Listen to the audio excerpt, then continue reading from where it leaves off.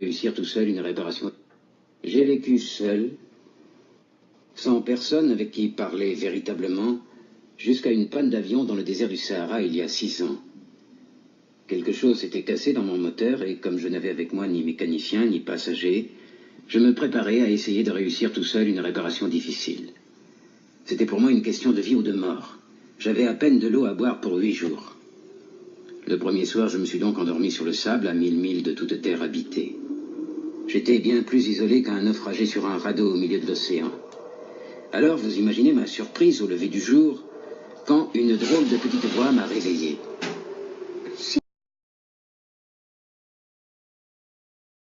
S'il vous plaît, dessine-moi un mouton. Dessine-moi un mouton. J'ai sauté sur mes pieds comme si j'avais été frappé par la foudre. J'ai bien frotté mes yeux, j'ai bien regardé, et j'ai vu un petit bonhomme tout à fait extraordinaire qui me considérait gravement. Je regardais cette apparition avec des yeux tout ronds d'étonnement. N'oubliez pas que je me trouvais à 1000 milles de toute région habitée. Or, mon petit bonhomme ne me semblait ni égaré, ni mort de fatigue, ni mort de faim, ni mort de soif, ni mort de peur. Il n'avait en rien l'apparence d'un enfant perdu au milieu du désert à 1000 milles de toute région habitée. Quand je réussis enfin à parler, je lui dis « Mais qu'est-ce que tu fais là ?» Le mystère est trop impressionnant, on n'ose pas désobéir. Aussi absurde que cela me sembla, à 1000 milles de tous les endroits habités et en danger de mort, je sortis de ma poche une feuille de papier et un stylographe. Mais je me rappelais alors que j'avais surtout étudié la géographie, l'histoire, le calcul, la grammaire, et je dis au petit bonhomme, avec un peu de mauvaise humeur, que je ne savais pas dessiner. Il me répondit « Ça ne fait rien. Dessine-moi un mouton. » Alors j'ai dessiné. Il regarda attentivement, puis... Non, celui-là est déjà très malade. Fais-en un autre. Je dessine. Ce n'est pas un mouton, c'est un bélier. Mon dessin, mais il fut refusé comme les précédents. Celui-là est trop vieux. Un mouton qui vive longtemps. Alors je fis donc encore mon dessin, mais il fut refusé comme les précédents. Celui-là est trop vieux. Je veux un mouton qui vive longtemps. Alors, faute de patience, comme j'avais hâte de commencer le démontage de mon moteur, je griffonnai une caisse avec 3 trous sur le côté. Ça, c'est la caisse, le mouton que tu veux est dedans. Et je fus bien surpris de voir s'illuminer le visage de mon jeune juge. C'est tout à fait comme ça que je le voulais. Crois-tu qu'il faille beaucoup d'herbe à ce mouton? Pourquoi? Parce que chez moi, c'est tout petit. Ça suffira sûrement. Je t'ai donné un tout petit mouton. Pas si petit que ça. Tiens, il s'est endormi. Et c'est ainsi que je fis la connaissance du petit prince.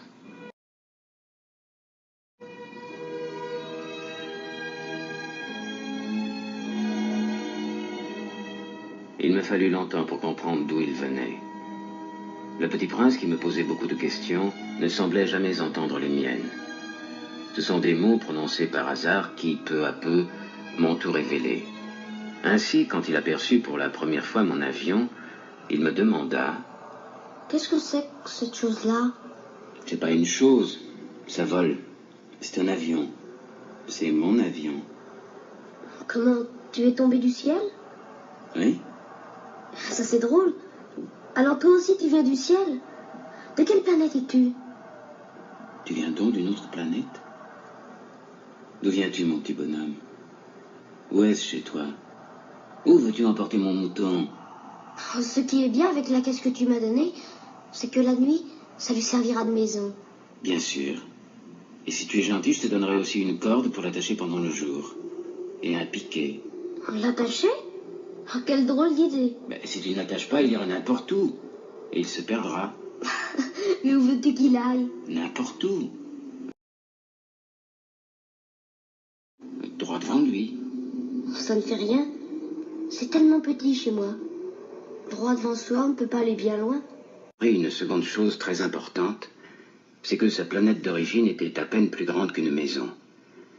Ça ne pouvait pas m'étonner beaucoup. Je savais bien qu'en dehors des grosses planètes comme la Terre, Jupiter, Mars, Vénus, auxquelles on a donné des noms, il y en a des centaines d'autres qui sont quelquefois si petites qu'on a beaucoup de mal à les apercevoir au télescope. Quand un astronome découvre l'une d'elles, il lui donne pour nom un numéro. Il l'appelle par exemple l'astéroïde 3251. J'ai de sérieuses raisons de croire que la planète d'où venait le petit prince est l'astéroïde B612. Cet astéroïde n'a été aperçu qu'une fois au télescope en 1909 par un astronome turc. Il avait fait alors une grande démonstration de sa découverte à un congrès international d'astronomie. Mais personne ne l'avait cru à cause de son costume. Les grandes personnes sont comme ça. Heureusement pour la réputation de l'astéroïde B612, un dictateur turc imposa à son peuple, sous peine de mort, de s'habiller à l'européenne. L'astronome refit sa démonstration en 1920 dans un habit très élégant, et cette fois-ci tout le monde fut de son avis. Si je vous ai raconté ces détails sur l'astéroïde B612, et si je vous ai confié son numéro, c'est à cause des grandes personnes. Les grandes personnes aiment les chiffres. Quand vous leur parlez d'un nouvel ami, elles ne vous questionnent jamais sur l'essentiel. Elles ne vous disent jamais quel est le son de sa voix, quels sont les jeux qu'il préfère, est-ce qu'il collectionne les papillons. Elles vous demandent quel âge a-t-il, combien a-t-il de frères, combien pèse-t-il, combien gagne son père. Alors seulement elles croient le connaître. Si vous dites aux grandes personnes, j'ai vu une belle maison en briques roses, avec des géraniums aux fenêtres et des colombes sur le toit, elles ne parviennent pas à s'imaginer cette maison. Il faut leur dire, j'ai vu une maison de 100 000 francs. Alors là, elles s'écrient, comme c'est joli. Ainsi, si vous leur dites, la preuve que le petit prince a existé, c'est qu'il était ravissant, qu'il riait et qu'il voulait un mouton. Quand on veut un mouton, c'est la preuve qu'on existe. Elles hausseront les épaules et vous traiteront d'enfant.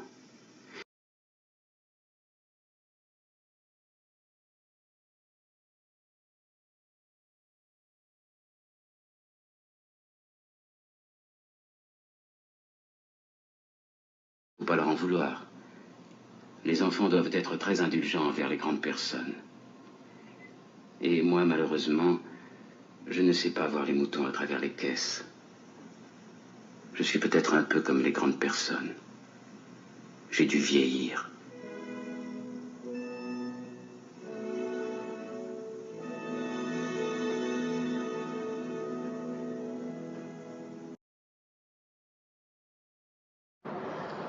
La rencontre du petit prince avec le maître penseur pour s'instruire parmi toutes ces visites, parmi toutes ces rencontres, mais il lui demande la question, pourquoi on souffre? Bonjour, maître penseur. J'ai une question à vous demander. Pourquoi on souffre?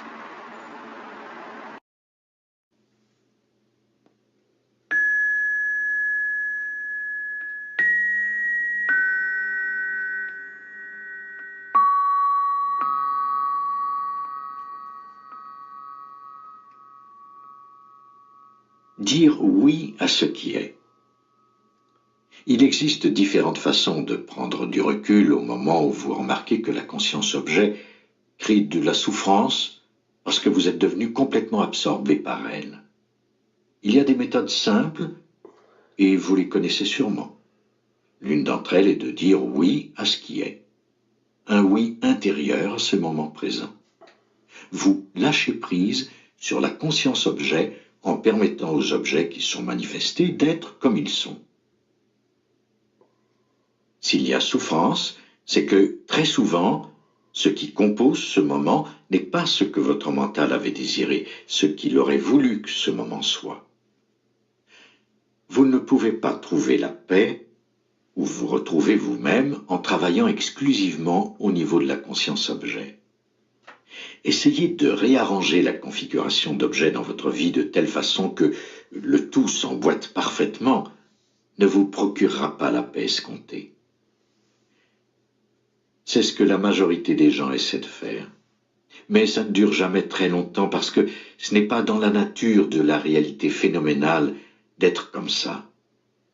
Les choses changent continuellement et influencent les situations.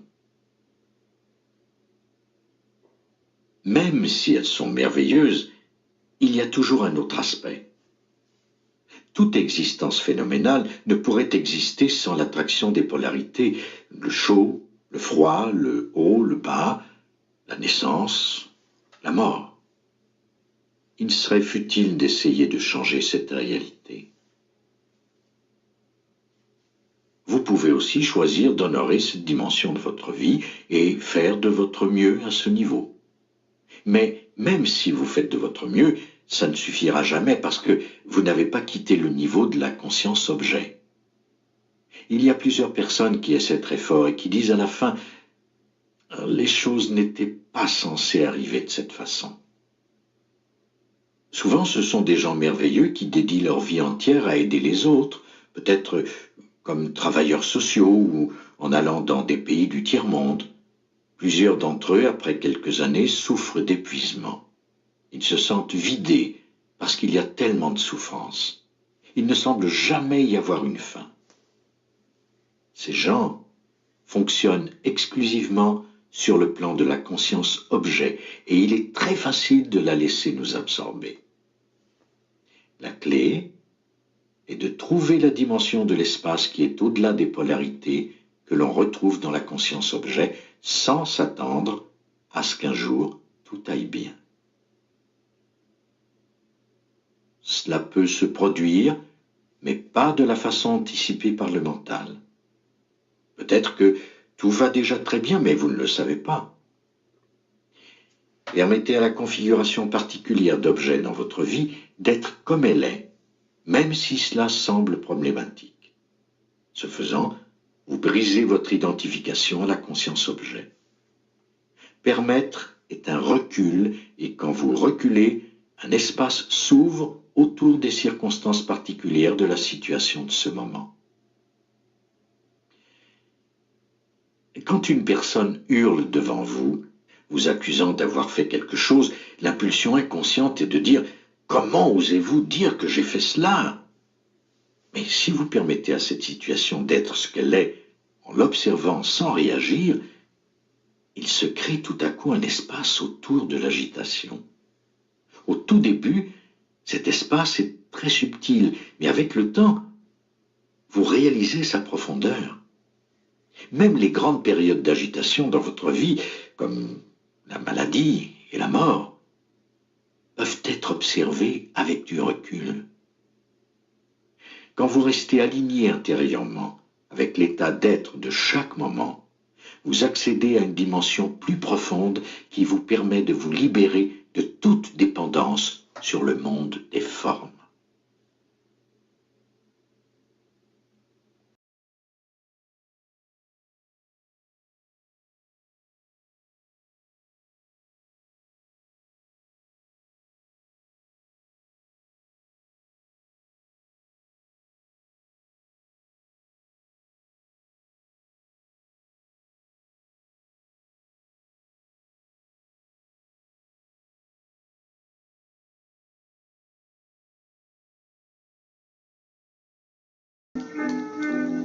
La planète suivante était habitée par un buveur. Cette visite fut très courte, mais elle plongea le petit prince dans une grande mélancolie. Je bois. Pourquoi bois-tu? Pour oublier. Pour oublier quoi? Pour oublier que j'ai honte. Honte de quoi? Honte de boire. Je m'en vais.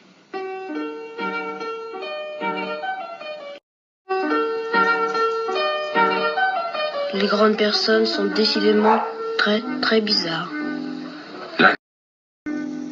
La quatrième planète était celle des businessmen. Cet homme était si occupé qu'il ne leva même pas la tête à l'arrivée du petit prince. Bonjour. Votre cigarette est éteinte. 3 et 2. 5 et 7, 12. 12 et 3, 15. Bonjour.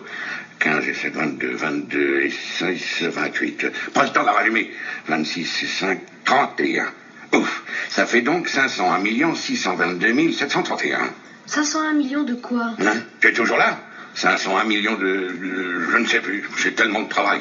Je suis sérieux, moi, je ne m'amuse pas des balivernes.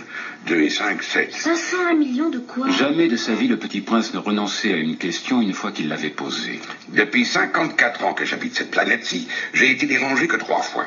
La première fois, ça a été il y a 22 ans, par un hanneton qui était tombé, Dieu sait d'où. Il répondait un bruit épouvantable. Et j'ai fait 4 erreurs dans une addition. La seconde fois, ça a été il y a 11 ans, par une crise de rhumatisme. Je manque d'exercice. J'ai pas le temps de flâner. Je suis sérieux, moi. La troisième fois, la voici. Je disais donc 501 millions. Millions de quoi? Millions de ces petites choses que l'on voit quelquefois dans le ciel. Des mouches? Mais non, des petites choses qui brillent. Des abeilles? Mais non, des petites choses dorées qui font rêvasser les fainéants. Mais je suis sérieux, moi, je n'ai pas le temps de rêvasser. Ah, des étoiles? C'est bien ça, des étoiles. Et que fais-tu de 500 millions d'étoiles? 501 622 731. Je suis sérieux, moi, je suis précis. Et que fais-tu de ces étoiles? Ce que j'en fais? Oui. Rien, je les possède. Tu possèdes les étoiles? Oui.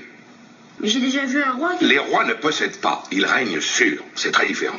Et à quoi cela te sert-il de posséder des étoiles? Ça me sert à être riche. Et à quoi cela te sert-il d'être riche? À acheter d'autres étoiles si quelqu'un en trouve. Celui-là, il résonne un peu comme mon ivrogne. Comment peut-on posséder des étoiles? À qui sont-elles? Je ne sais pas. À personne. Alors, elles sont à moi, car j'y ai pensé le premier. Ça suffit?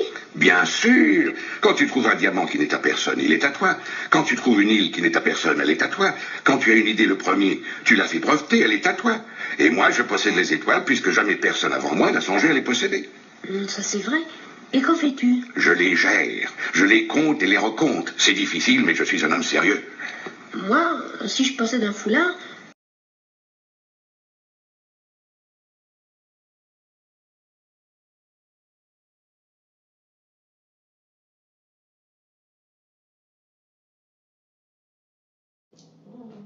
Moi, si je possède un foulard, je puis le mettre autour de mon cou et l'emporter.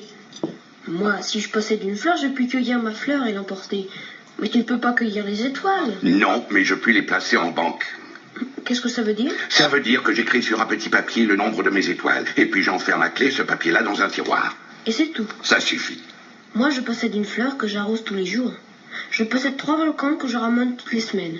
Car je ramène aussi celui qui est éteint. On ne sait jamais. C'est utile à mes volcans et c'est utile à ma fleur que je les possède. Mais tu n'es pas utile aux étoiles. Je m'en vais.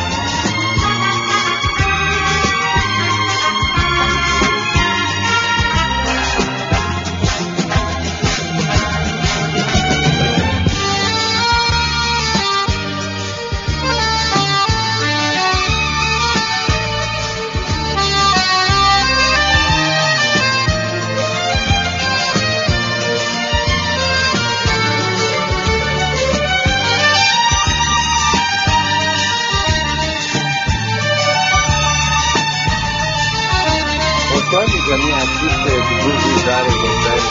Chers amis, je suis là, Champagne, Joanne. Merci Joanne, je suis gladiateur dans le clip du Petit Prince et la personne d'Antoine de Saint-Exupéry. Alors,